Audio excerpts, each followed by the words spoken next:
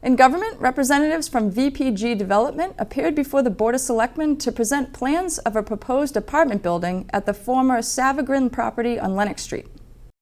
In the next slide, you can see a little bit more of a detailed blow-up of that. So we're sharing an abutting edge, not only with the street frontage on one side, the train tracks on the other. What we're really trying to show here is the building articulation is core to the design strategy. You can see the breakdown of the roof lines. You can see this very deliberate play with the massing.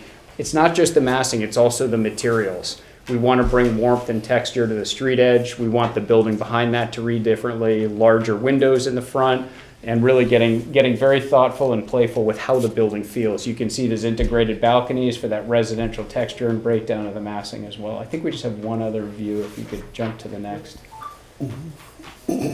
Two other views. This is actually what the building looks like from the MBTA parking lot. So you can see on the left-hand side, we have the 3-story volume right up against the street, stepping up and then stepping up again as we go towards the tracks.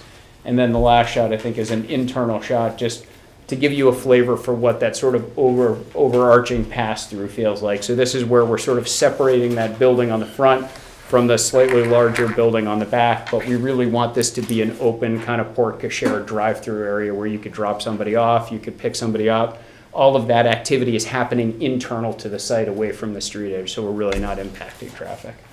And that's it, just sort of very high-level overview of the building and the site strategy.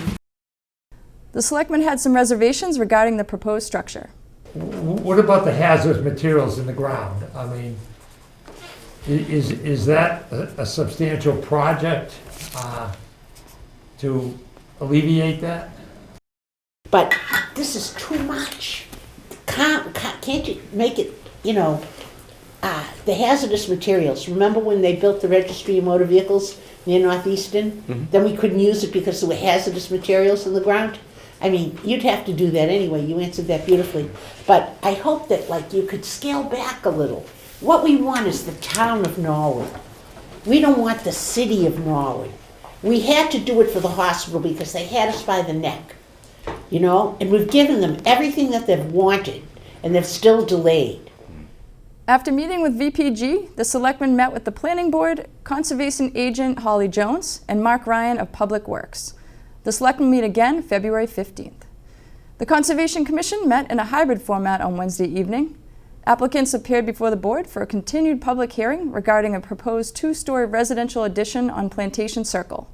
The group also discussed a potential violation on Washington Street and plans for resolution. The commission reviewed its member policy and received an update from the Ending Orchard Subcommittee. The Finance Commission met remotely on Thursday evening. The group discussed revenue in the second quarter and planned uses for ARPA funds. Members of the Budget Balancing Subcommittee provided pertinent updates to the Commission ahead of the upcoming town meeting. Before adjournment, the group reviewed fiscal year 2022 reserve fund activity. The Commission will meet again before March town meeting. For complete government coverage, tune into the NCM Government channel or watch on demand at norwoodcommunitymedia.org.